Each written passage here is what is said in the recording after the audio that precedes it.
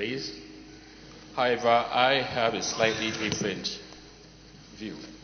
I think it's a good policy by the President, but I think it was badly implemented. Mr. President, no country wakes up just one day and say you are closing the border for 28 days. You have duly active people who are doing legit business, who are trying to export their product to external countries, that all of a sudden to wake up and just found that the borders have been closed for the next 28 days. I represent the Senatorial District that has about 5 local governments along the border, and I got numerous calls because people were stranded on the border not knowing what had happened. There was no notice of whatsoever. More importantly, you have communities that live along that border that were adversely affected because they were overnight, all of a sudden they were just overwhelmed by all kinds of security forces that were just harassing them, even though they were doing legit business, and all of a sudden everybody, the economic activities in those border communities all of a sudden just stopped. So, Mr. President, I think when we're going to do this kind of policy next time, I think it's important that people look at the cause and effect of these policies. They look at what are the alternatives. If you're going to stop something like this, you have to look at, okay, what are the alternatives, especially those that are adversely impacted, affected by such action, especially those living along the borders. These are people that normally they are the first people they feel the effects of whether bandits coming in across the country, whether there are all kinds of proliferations that are coming across the country. And yet, if you look around these borders, there are no government activities, there are no government presence, there are no lights, there are no roads, there are nothing. So these people have no forms of livelihood. And the little livelihood they have, whether they are growing tomatoes and trying to export it or whatnot, then all of a sudden now we just have this closure of border and they have no recourse to what to do. So for me, I think it's a policy that definitely needed more work to be done, and it's a policy that I think the government should also look at what are the effects of it. As my brother rightly said, yes, you close for 28 days and what happens? You open the border and then everybody goes back to work, when you have not really given people the alternatives of what to consider. So these are some of the issues that I have with this policy, and I lend my voice to some of the issues that have been raised. Thank you very much. Senator Abikule. I rise to second this motion in its entirety as moved by my brother, distinguished Senator Alero. Mr. President, one major reason why I'm standing up to contribute to this motion is my senatorial district borders Benin Republic. Badagry precisely is the border between Nigeria and the Republic of Benin. Mr. President, the prayer sought for by the movers of this motion, I quite agree with it in its entirety. We should commend the President of the Federal Republic of Nigeria for taking this proactive action in trying to curb the excessiveness of the smugglers at our various borders across the country. Mr. President, from the body of the motion, it has given us statistics of savings that have been made within the President and other agencies of the government that have worked tirelessly at ensuring that the business of smuggling of various petroleum products, rice, and other items of consumption is reduced to the barest minimum. The question we should ask ourselves, can this be the permanent solution to the problem? And what we should also be saying is, what is the permanent solution to this problem? Because as time passes by, we will reopen these borders.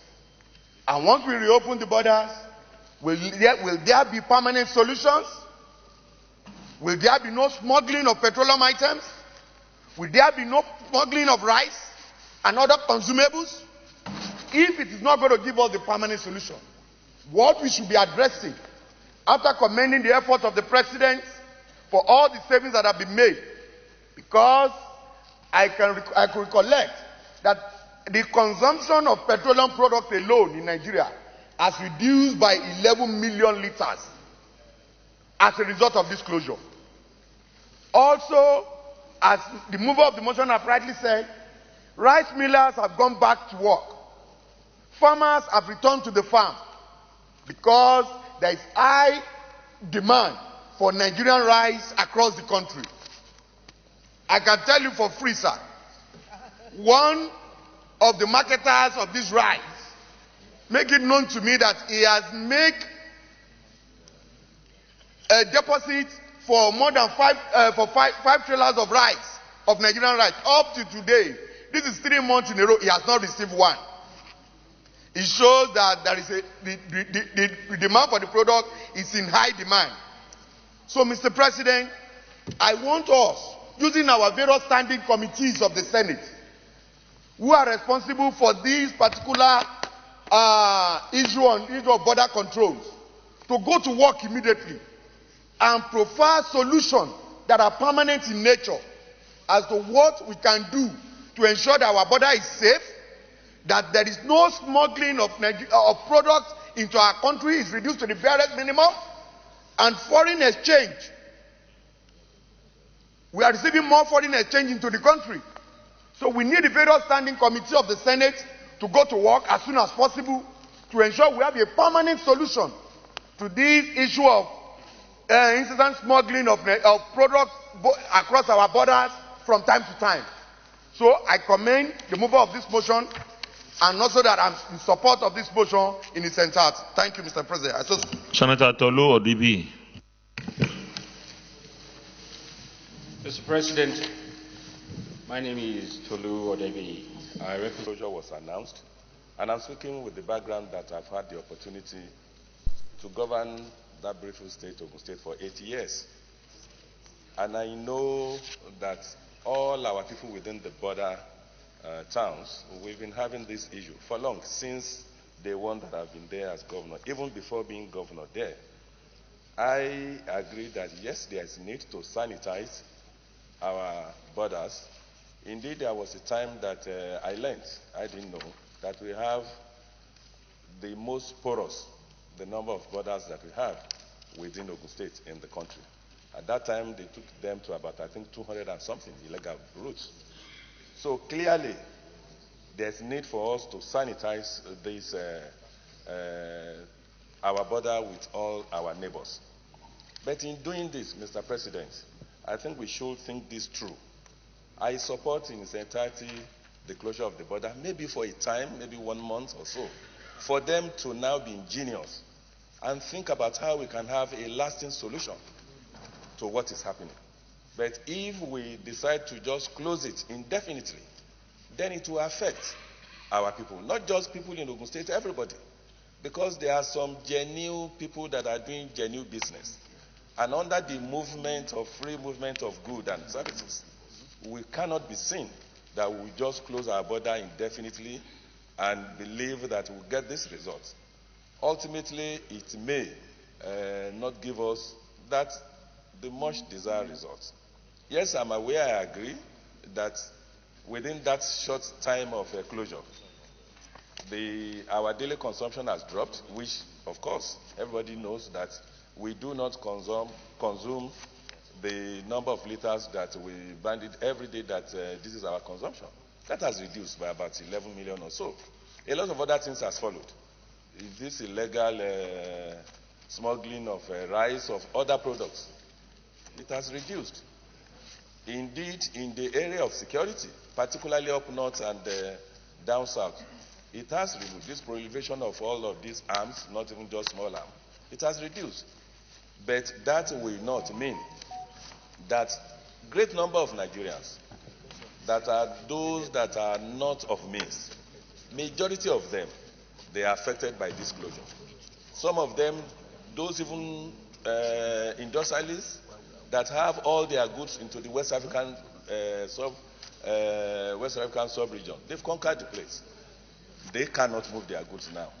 Even some of them, they render some services, they cannot move.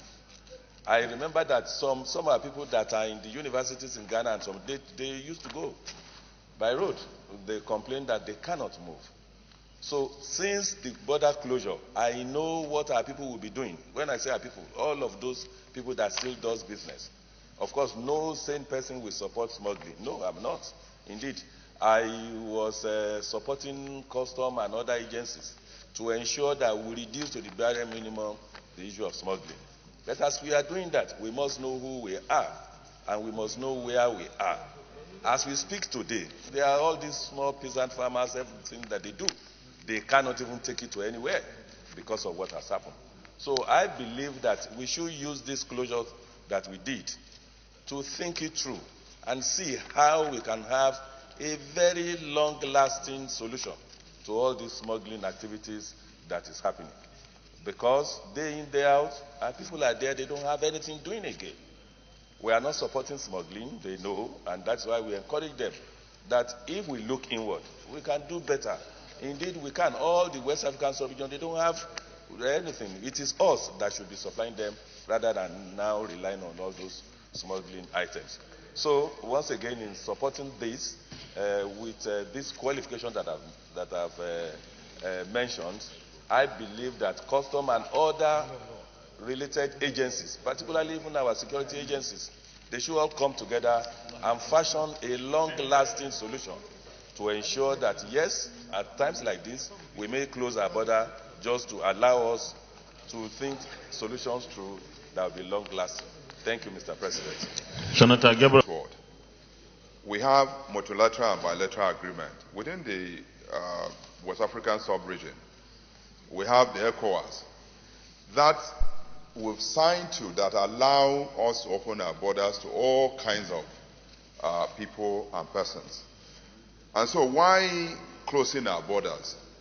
We must be mindful of some of this agreement that we've entered into, so that we are not seen as a country, like a rogue country that goes into an agreement and thereafter begin to do something else.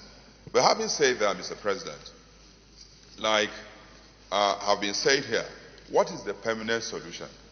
And how do we address it? I have watched the American president talked about the border problem with Mexico. And what he did was to simply engage the Mexican government and gave them preconditions that if we don't do this, we will close our border permanently. And I've seen that the president of Mexico took it upon himself to make sure that people who are illegally moving products or even themselves into America are stopped. And so I think that the way forward, Mr. President, is for us as a country to engage those countries that border us. Because we seem to have a long stretch of border that runs into hundreds of kilometers. The only way we can put a permanent solution to this is for us to patrol this border. We are the Border Commission. They used to have aircraft. Are those aircraft still working? Of course not. The immigration that is saddled with the responsibility of controlling movement of human beings, in most border posts, you don't have them. I know that Benue, part of Benue, which is my senatorial constituency, borders the Cameroon. And there is an entrance that is not known to any person. Vehicle passing in and out. So if we now concentrate on closing areas that we know, what happens to, as Senator, the last speaker said, what happens to those parts that we do not know? And so we need to find a solution that is more permanent than this temporary closure of border. But then that has been done by the president. We are commending the president for doing that. We all want to commend him, and we're happy that he was bold enough, in spite of some of this agreement we've entered, to take that decision for the interests of this country.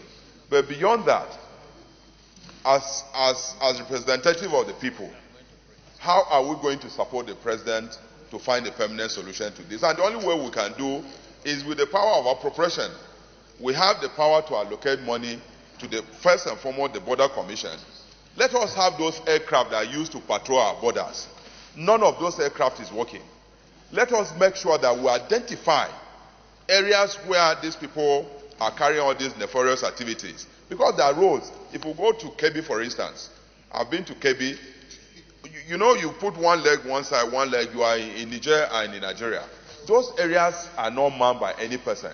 And those are veritable routes where these people are doing their smuggling activities and doing all sorts of things.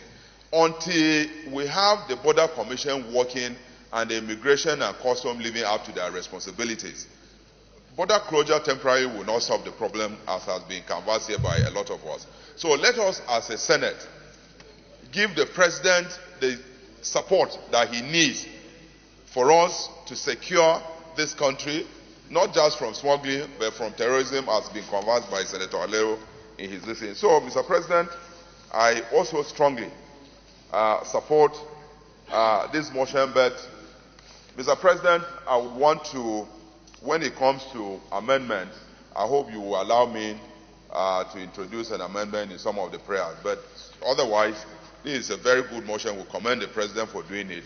But let us support the President with the power of appropriation for him to find a permanent solution to this border problem. Thank you, Mr. President. Senator Comrade Patrick Abomoro. To the extent that it talks about stopping smuggling across our borders. But, Mr. President,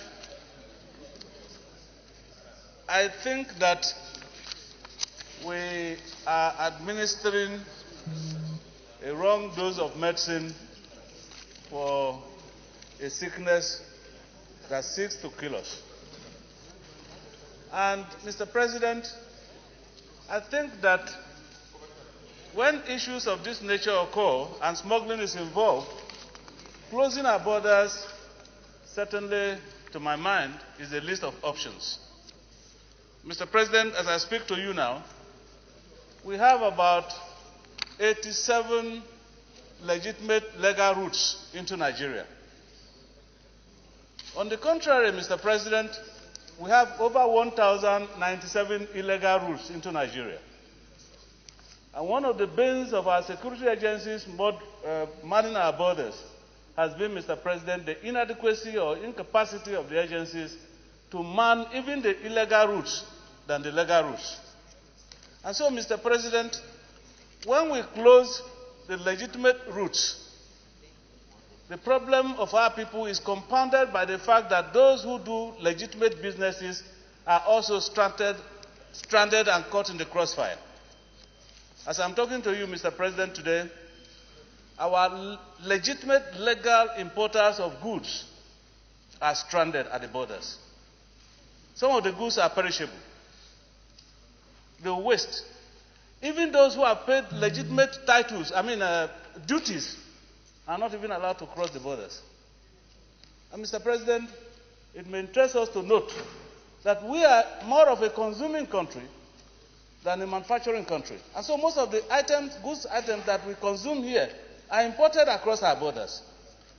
And so when we close our borders, the problem is more on our people than even the solution we try to find to it. Mr. President, one of the reasons is insecurity and the proliferation of light weapons and small arms. Mr. President, today, the light weapons and small arms that are manufactured in this country are even more than those ones that come across the borders. Mr. President, as we close our borders, the revenues that are accrued to us through legitimate business, Mr. President, is not coming in again. It means, therefore, that activities at the borders will be stunted and stagnant for the period that our borders are closed. This affects certainly our economy and affects the revenue that are accrued to our country. Mr. President, like one of our contributors has said here, just a few meters outside the borders, you find Nigerians living across the border. The same thing happens across the Nigerian side too. And so these people definitely will be caught, like I said, by the crossfires. So, Mr. President, I think that most of the time, some of the actions that we take are anchored on the spontaneity of the time. When things happen, we begin to look for solutions. I think the permanent thing to do, Mr. President, is to ensure that some of the things that are imported and smuggled into this country are produced in this country and compete favorably with products from other countries. Secondly, Mr. President, I can tell you today that even the single item of rice that we are talking about, for the past 2 years, Christmases, the people of my constituency eat more of our local rice because we have a vendor in our place of Apa rice, locally produced. We no longer know how to eat foreign rice anymore because Apa rice competes very favorably with rice imported from outside the country. And besides, Apa rice is cheaper than the rice imported from outside the country. And so people find it more convenient to buy Apa rice rather than imported rice. So, Mr. President, while we commend the President for making efforts to stamp out smuggling across the borders because smuggling is evil, we must address ourselves as a nation on the appropriate steps to take so that the preponderance of the negative effect against the positive effect of what we do does not fall more negatively on our people and consumers than the positive effects. At the moment, Mr. President, I think that there is need to review this policy of border closure because it doesn't offer solution to the problem of smuggling into this country. Thank you, Mr. President. Distinguished Minority Leader. Ongoing diplomatic negotiation between Nigeria and Benin Republic, and perhaps even Cameroon, on what to do to open these borders. Nigeria will not accept a situation where a neighboring country will be used as a smuggling base and dump unwanted goods into Nigeria. Some of you that spoke about the price of rice going up, you should know that all the importers of rice through Benin Republic are smugglers. They cannot bring it through Nigerian ports because they don't want to pay the prescribed import duty of 70%. And if they bring it through the border, definitely it will be cheaper than the one produced in Nigeria because there is a difference of well over 10,000 naira. If you bring it through the border... Distinguished Senator Alero, I think you just need to briefly clarify these issues. You shouldn't be moving the motion again. I'm sure. Okay, just... Okay.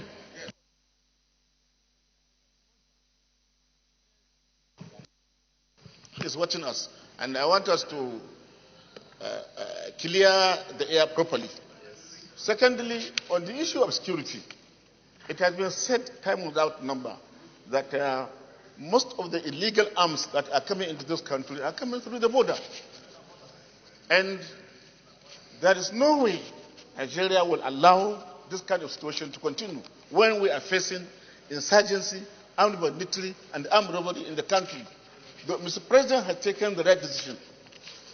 Already, Niger Republic has bowed to the diplomatic pressure that from now on, no importer of rice should pass through Niger Republic. We are waiting to hear whether Benin Republic will do the same. Equally, we are waiting to hear whether Cameroon Republic will do the same. If this is done, why not we open the border? Rice can be imported into this country, but it has to come through our seaport, where all the regulatory agencies, like customs, Food and Drug Administration, Standard Organization, will ascertain the quality of that rice before it comes into this country. What we are getting is toxic rice coming from Benin Republic, and people don't know. And people are consuming it, and it's causing a lot of health problems to our people. Quite a number of people are suffering from cancer, colon cancer in particular. People should understand that. Not only that, Mr. President, the issue of free trade, nobody is against free trade in Nigeria. Mr. President, our president has gone to sign that agreement, and he means it. And if there is free trade in Africa, it is for the benefit of Nigeria, because we have the largest market and we have the most productive, elites in the country. Our capacity is bigger than any other country in West Africa or Africa at large. So we stand to benefit more by having free trade, but it must be legal trade, not smuggling. Mr. President, the issue of frozen chicken I talk about, it has been said that the chicken that comes from Brazil, they normally apply formaldehyde, which is a chemical used to embalm body, dead body. They embalm, dead body with formaldehyde, but they put it on frozen chicken simply because they don't want it to get rotten. And when it comes to Nigeria, it is being distributed all over the country, and people consume it, and it causes a lot of health hazards. These are the reasons why the border is closed. And let me say it on authority, Mr. President, that the political class in Benin Republic is involved in the smuggling of rice and frozen chicken. And this is known to the presidency, this is known to NIA, this is known to National Financial Intelligence Unit, as said by Senator Otazi. So I believe this is necessary explanation that I have to give. Thank you, Mr. President. Let's go to